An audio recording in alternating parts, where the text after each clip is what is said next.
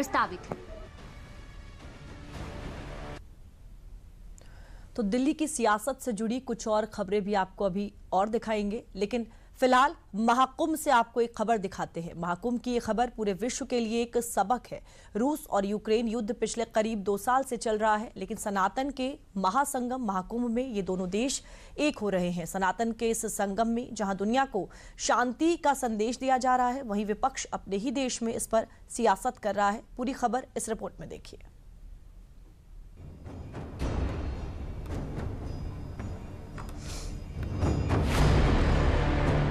महाकुंभ में विदेशी श्रद्धालुओं को सनातन के रंग में सराबोर होकर भजन कीर्तन करते हुए ऐसी तस्वीरें तो आपने खूब देखी होंगी, लेकिन ये तस्वीरें बाकी तस्वीरों से अलग है। प्रयागराज के महाकुंभ से आई ये तस्वीर दुनिया में शांति के संदेश की गवाह बन रही है। दरअसल तस्वीरों में भजन कर रहे लोग रूस और यूक्रेन के हैं। वही रूस और यूक्रेन जिनकी अदावत के किस्से का गवाह बीते करीब सालों से दुनिया हो रही है। जहां एक तरफ दोनों ही देश जंग के मैदान में एक दूसरे के खून के प्यासे हैं, तो दूसरी तरफ वहां के संत सनातन की शरण में आकर महाकुंभ में एक साथ भजन कीर्तन करते नजर आ रहे हैं। प्रयागराज का महाकुंभ न सिर्फ सनातन के परचम को बुलंद कर रहा है, बल्कि इन दो दुश्मन देशों के बीच की दूरियों को भी पाटने का काम कर रहा है। गुरुवार को प्रयागराज में चल रहे महाकुंभ का 11वां दिन था, जहां दो दुश्मन देशों के नागरिकों की एक साथ भजन कीर्तन करते ये तस्वीरें सोशल मीडिया पर वायरल हो गई। यूक्रेन के स्वामी विष्णु देवानंद गिरी जी महाराज और रूस की आनंद लीला माता महाकुंभ मेले में एक ही मंच से प्रेम और शांति पर प्रवचन दे रहे हैं। सेक्टर 18 में पायलट बाबा के शिविर में रोज उनका प्रवचन होता है। Perform Shiva Linga Puja, then Ganesh Arati, Lakshmi Arati, Vishnu Arati, because on Wednesday usually day of Vishnu, so every Wednesday we perform Vishnu Arati. Then we have small satsang from Guruji. Guruji blesses us by his wisdom, by his enlightenment state, and then after blessings, after satsang, we have bhajans and kirtans and Panchopachara Puja for Lord Dattatreya. Faith unite people. The Sanatan Dharma was Sadev Kutumbakam. Everyone, everywhere is one big family. So I hope that more and more people from different countries, from India, from West, from East, will be united together under the umbrella of Sanatan Dharma, and the war will be stopped everywhere. And बता दें, रूस और Ukraine के बीच काफी लंबे समय से जंग चल रही है। इस लड़ाई में दोनों ही देशों के अब तक हजारों लोगों की मौत हो चुकी है, लेकिन ये थमने का नाम नहीं ले रही है। ऐसे में महाकुंभ से आई ये तस्वीरें युद्ध के बीच शांति के संदेश को बल देने वाली हैं। महाकुंभ से आ रही इन तस्वीरों के बीच ही महाकुंभ में आस्था की डुबकी लगाने वाले श्रद्धालुओं की संख्या 10 करोड़ के पार पहुंच चुकी है। 23 जनवरी तक 10 करोड़ से ज्यादा लोग संगम में आस्था की डुबकी लगा चुके हैं। बुधवार को सीएम योगी ने भी अपने पूरे मंत्रिमंडल के साथ संगम तट पर डुबकी लगाई थी। लेकिन एक तरफ जहां महाकुंभ में रूस और यूक्रेन के बीच फासले को कम करने की कवायद दिख रही है, तो दूसरी तरफ यूपी में महाकुंभ के आयोजन पर ही सियासत हो रही है।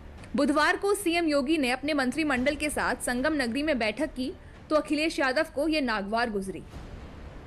कुंभ और प्रयागराज वो स्थान नहीं है जहां पर राजनीति और राजनीतिक कार्यक्रम और फैसले लिए जाएं। कैबिनेट ही पॉलिटिकल है सर, कल जो ज्वाइंट पार्लियामेंट और कुंभ के स्थान पर कैबिनेट करना ये पॉलिटिकल है और पॉलिटिकल संदेश देना चाहते हैं हम लोग। अखिलेश यहीं नहीं रुके।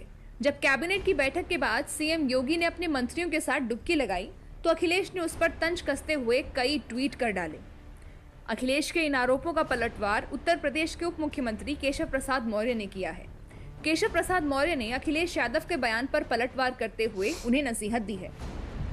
जी, अखिलेश यादव जी को पता नहीं कौन सा रोग हो गया है कि उनसे महाकुंभ की सुव्यवस्था देखी नहीं जा रही है, स्वच्छता देखी नहीं जा रही है। प्रतिदिन 50 लाख से 1 करोड़ लोग वहां डुबकी लगा रहे हैं, यह उनसे सहन नहीं हो रहा है।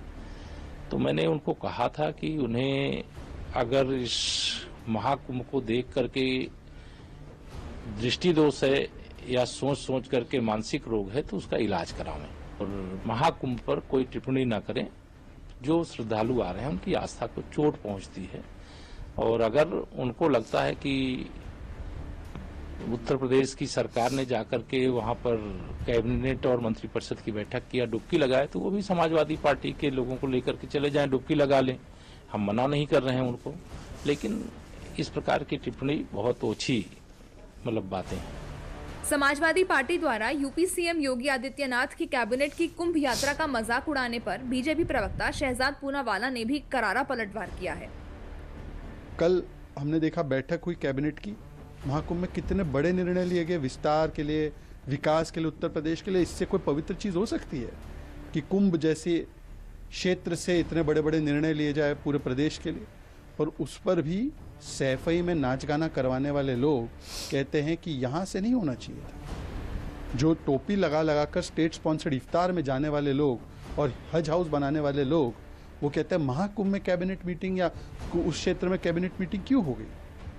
महाकुंभ पर भले ही अखिलेश यादव सियासत कर रहे हैं, लेकिन देश और विदेश से आए श्रद्धालु महाकुंभ को लेकर योगी सरकार की तारीफों में कसीदे पढ़ रहे हैं।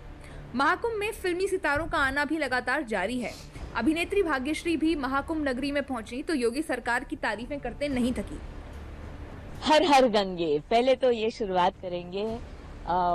बहुत ही अच्छा लग रहा है। हम ऋषिकेश भी जाके आए, और यहाँ पर मैं जब कुछ साल पहले आई थी तब कुंभ मेला जस्ट खत्म हो चुका था, तो वो सिर्फ टेंट्स मैंने देखे थे। पर यहाँ पर आज जो वातावरण है वो अद्भुत है, कुछ अलग ही है। फिलहाल तो हम कुंभ विलेज में हैं। बहुत अच्छे टेंट्स हैं। मुझे तो विश्वास नहीं हो रहा कि इतनी सारी सुविधाएं यहाँ पर मौजूद है, और गवर्नमेंट ने बहुत सारी चीजें की हैं।